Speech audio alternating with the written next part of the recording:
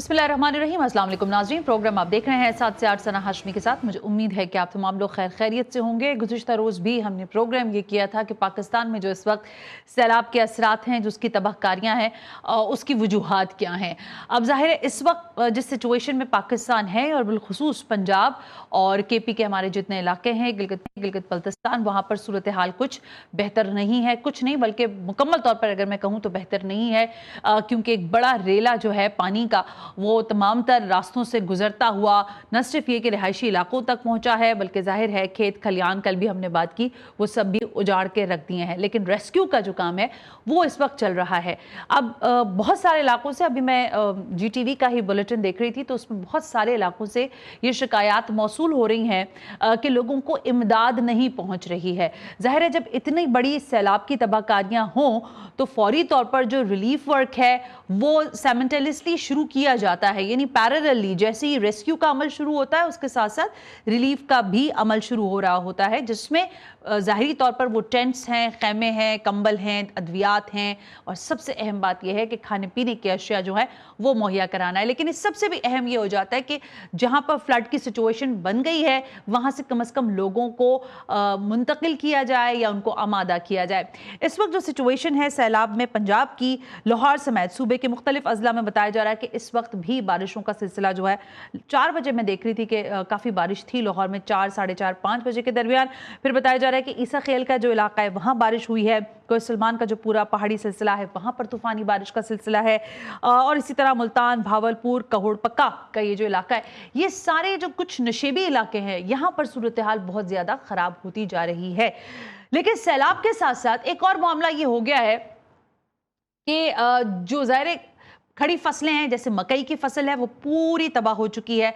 आपको याद होगा कि पिछले कुछ बरसों में हमने इस पर बात की थी कि मकई की एक बड़ी बम्पर जो क्रॉप थी वो हमने उठाई थी, लेकिन इस दफ़ा कॉटन की फसल जो है उसको भी नुकसान पहुंचने का अंदेशा है।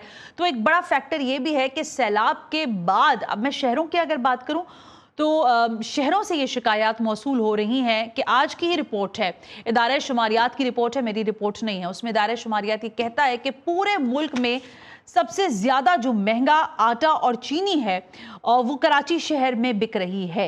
कराची शहर के जो लोग हैं, शहरी जो हैं, वो सबसे मुल्क में महंगा आटा खरीदने पर मजबूर है, महंगी चीनी खरीदने पर मजबूर है। ये एक मामला है।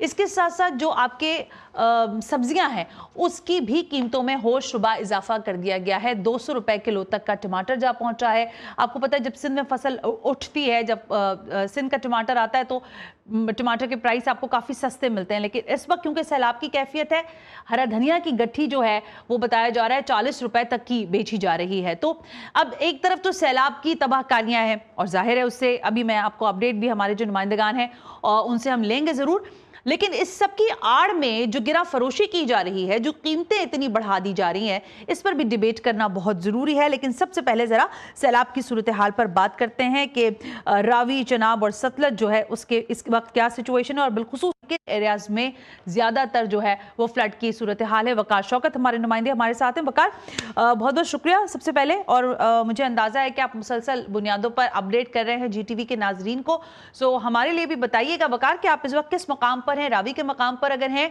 तो इर्द गिर्द का थोड़ा अहाता करें, कितने फीट पानी है और कितना बड़ा रेला है जो इस वक्त भी गुजर रहा है, और दूसरा ये कि इससे मुत्तसिल जो आबादियां थी क्या वो खाली करवा ली गई हैं या अभी भी खतरात मौजूद हैं। वकार,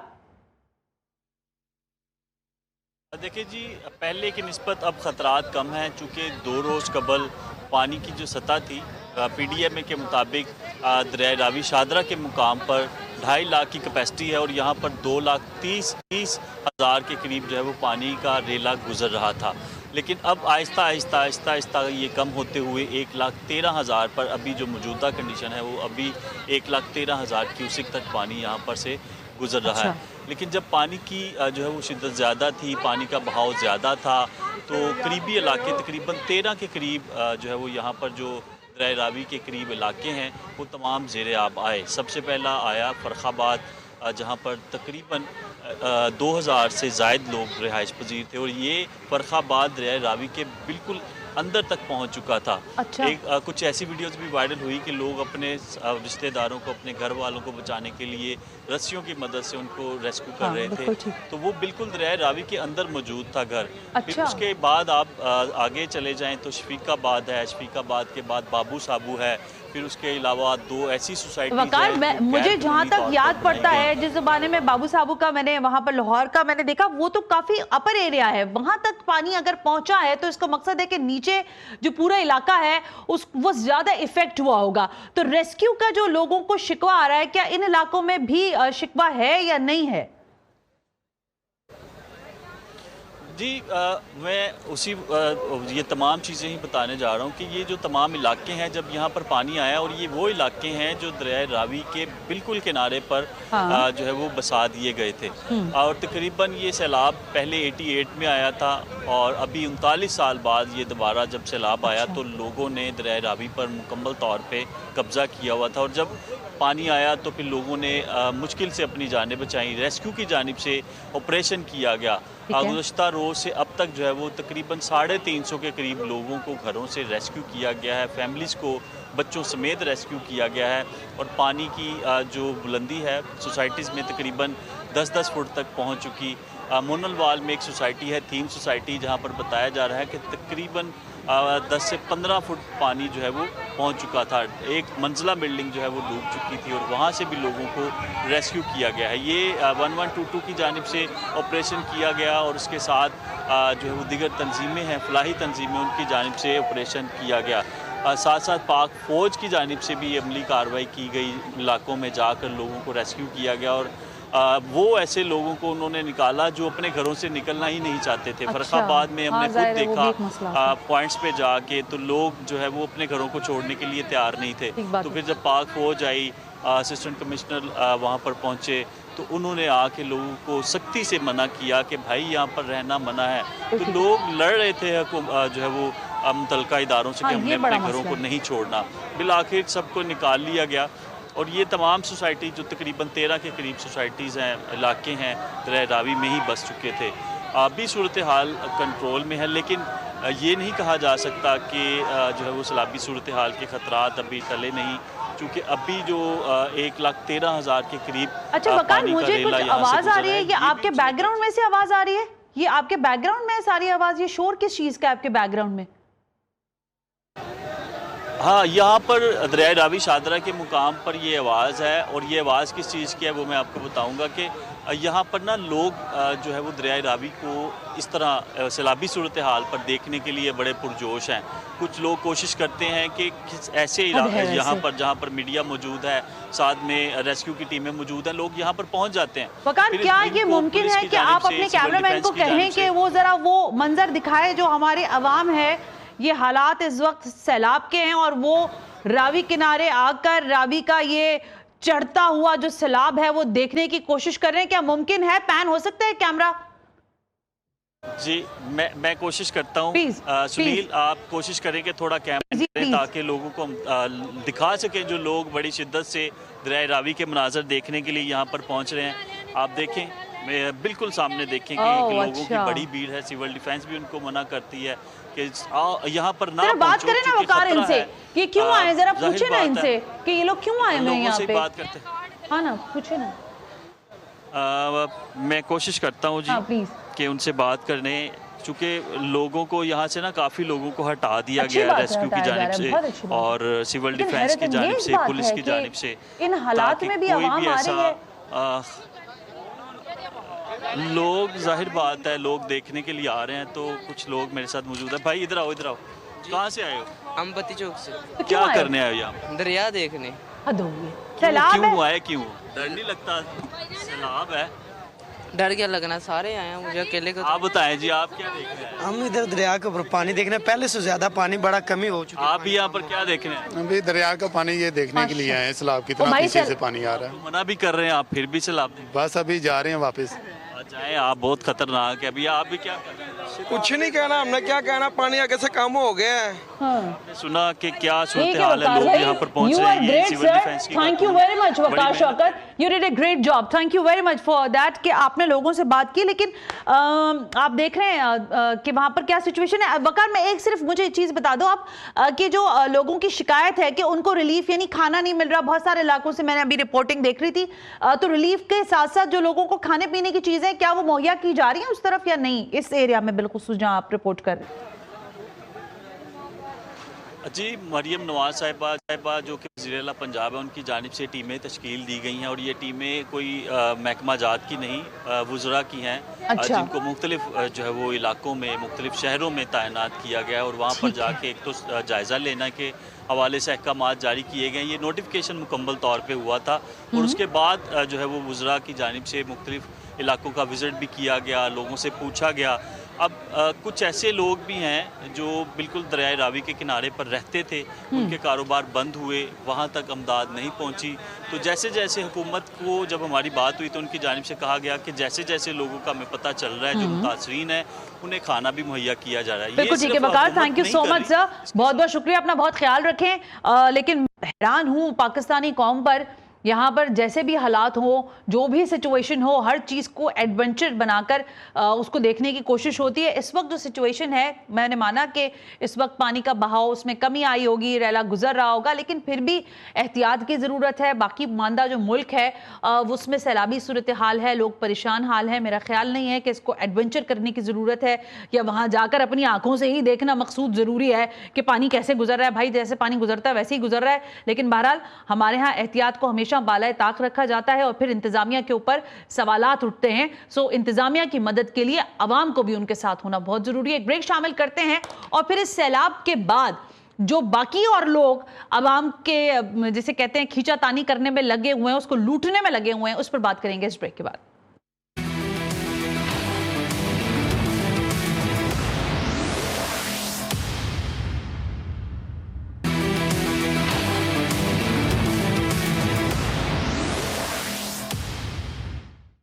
वेलकम बैक नाज़रीन, हम ब्रेक पर थे और जाहिर है अब ज़रा ये बात करनी है कि एक जानिब तो सैलाब की कैफियत है जो हम गाहे गाहे आपको अपडेट भी कर रहे हैं, जो सूरत हाल बनती जा रही है, इंतज़ामिया के भी मामलात हैं, लेकिन ज़रा मैंने सोचा कि आज अभी इब्तिदा ही है सैलाब की सूरत हाल की, तो बहुत ज़्यादा शोर होना शुरू हो गया कि महंगाई में इजाफा हो चुका है। जो ताज़ा आदाद शुमार हैं इदारे शुमारियात के, मैंने आपसे पहले भी कहा कि उसके मुताबिक, अब ये मैं अपनी तरफ से नहीं कर रही हूँ, टेम्पलेट लगा दीजिएगा प्रोड्यूसर साहब, चीनी की कीमतों के हवाले से बताया गया है कि चीनी की कीमत में तकरीबन 6.11% का इजाफा हुआ है, जो हुकूमत के आदाद शुमार से ज़ाहिर लिखे गए हैं आदाद शुमार। और इस वक्त जो फ़ी किलो चीनी की कीमत है वो 190 नहीं मिल रही है, ये मैं आपको बता रही हूँ क्योंकि हम भी जाते हैं बाहर परचेजिंग करने, तो हमें अंदाजा है 200 रुपए बहरहाल फी किलो पे चीनी दस्तियाब है। मार्च 2025 में इक्वेटर मार्केट में चीनी की कीमत में 10 रुपए फी किलो का इजाफा रिकॉर्ड हुआ था, लेकिन परचून की कीमत उस वक्त भी तकरीबन 165 से 170 रुपए किलो थी। फिर जनवरी 2025 में एक्समल कीमत में तकरीबन 18 रुपए फी किलो इजाफा हुआ और थोक मार्केट जो होती है जो जाहिर वहां पर 140 से 147 तक भी बिकी है, दुकानों पर ये 155 रुपए तक मिली। जो इंपॉर्टेंटली चीज है सब्जियां, वो उसकी कीमतों में इजाफा हुआ है। हालिया बारिशों के बाद टमाटर जैसे मैंने कहा था 100 से क्रॉस करके 150 नहीं 200 पर आकर रुका हुआ है। प्याज 50-60 रुपए की नहीं मिल रही है, 80 रुपए की मिल रही है। हरी प्याज और हरा धनिया इस वक्त सबसे ज़्यादा महंगा है, लहसुन भी महंगा हो चुका है। इस वक्त जो हरी प्याज है मेरा ख्याल है वो 600 रुपए से 500 रुपए किलो मिल रही है। तो आम आदमी के लिए सैलाब एक जानिब तबाहकारियां ला रहा है, दूसरी तरफ इंतजामी नाअहलियां भी हमें दिखाई दे रही। कुछ अच्छी खबरें भी हैं। आज मैंने देखा कि वफाकी वजीर बराए बहरी उमूर जुनेद अनवार चौधरी ने यह खबर दी है कि पाकिस्तान को अमरीका में सी फूड की बरामदात की 4 साल की इजाज़त मिल गई है। एक तरफ इकोनॉमिकल डिसेबिलिटी है, एक तरफ गिरा फरोशी है, एक तरफ इदारा शुमारियात कह रहा है कि कीमतें बढ़ती जा रही हैं। तो क्या पाकिस्तान में कोई भी हालात हो, क्या इंतजामी नाअहली को क्वेश्चन किया जाना चाहिए या नहीं? इस पर बात करने के लिए हमने जहमत दी है साबिक चेयरमैन FBR जनाब शब्बर ज़ैद। अस्सलाम वालेकुम, बहुत बहुत शुक्रिया वक्त देने के लिए। थैंक यू वेरी मच, शुक्रिया, मेहरबानी, में आपकी हाजिर नहीं हो सका। नहीं sir, it's alright. Never mind. Shabbar साहब, ये फरमाइएगा कि ज़ाहिर है सूरत हाल तो बहुत गंभीर है। हमने गुज़िश्ता रोज़ भी प्रोग्राम किया और आज भी मैंने प्रोग्राम की इब्तिदा में सैलाब के हवाले से बात की, लेकिन मेरा सवाल ज़रा मुख्तलिफ शायद हो। ये फरमाइएगा, ये जो सैलाब के बाद गिरा फरोशी आपको दिखाई दे रही है, या आपको लगता है कि ये अमूमी तौर पर इंतज़ामी नाअहली है जिसकी वजह से पूरे मुल्क से ज़्यादा महंगी कीमत में कराची का लोग जो हैं, जो शहरी हैं, वो महंगा आटा खरीद रहे हैं, महंगी दालें खरीद रहे हैं, महंगी चीनी खरीद रहे हैं और अब महंगी सब्जी भी खरीदने पर मजबूर है? शबर साहब, देखिए, बात ये है कि हमने एक पिछले दिनों में एक रेटरिक कायम किया कि पाकिस्तान में इन्फ्लेशन की शरह जो है वो कम हुई है, और उसके बेस पे हमने ये कहा कि उसकी वजह ये है कि हमारी मईशत में कोई स्टेबिलिटी आई है जिसने हमारे इन्फ्लेशन के रेट को कम किया। उसमें मैं ये जरूर एग्री करता हूँ कि कुछ मैक्रो इकोनॉमिक इंडिकेटर ऐसे थे जो हमारे लिए बेहतरी हुई, मगर आम इस्तेमाल की चीजों में मैं नहीं समझता कि इन्फ्लेशन का कोई बहुत बड़ा रुकावट हुई और इन्फ्लेशन अपने एक तरीके से आम चीजें बढ़ती गई। इसमें सना जो बुनियादी मसला है वो ये है कि हमारे मुल्क में जो लोग समझते नहीं है कि इन्फ्लेशन जो है वो इन्फ्लेशन थ्योरेटिकल नहीं है। जो चीजें पैदा करने वाला है वो भी नुकसान में जा रहा है, और जो इस्तेमाल करने वाला है वो भी नुकसान में जा रहा है, और दरमियान में जो मिडिल मैन और दलाल हैं, जो मिडिल मैन हैं, वो पाकिस्तान में ना किसी हिसाब किताब में हैं, और वो ही सारी पाकिस्तान की जो महंगाई कह ले या लोगों के आम आदमी की मुश्किलात की वजह है। फॉर एग्जाम्पल, आप ये कह रही हैं कि सब्जियां या चीजें कराची में महंगी हैं, उसकी वजह ये है कि ये इंटीरियर सिंध में पैदा होती है, और जो काश्तकार को कीमत मिलती है, मैं आपको यकीन से कहता हूँ, वो कराची वाली कीमत के 1/10 हिस्सा भी नहीं होती। और ये सारा पैसा दरमियान में मिडिल मैन के हाथ में जा रहा है, और हम ना उसको टैक्स कर पा रहे हैं, ना उसे हम कंट्रोल कर पा रहे हैं, ना हम सप्लाई चेन को बेहतर कर पा रहे हैं। इसका इलाज जो है वो ये है कि हम कल्टीवेटर से डायरेक्टली अवेलेबल करें चीजों को, और वही इसका इलाज है कि महंगाई कम होगी। अदरवाइज कोई गवर्नमेंट डिप्टी कमिश्नर प्राइस लगा दे और ये चीजें कर दे, ये सब बेकार की बातें हैं। आपका जो पूरा सिस्टम है आम वो तकरीबन कोलैप्स कर चुका है इस बारे में, और पूरी इकोनॉमी जो है वो मिडिल मैनों के और दलालों के हाथ में चली गई है।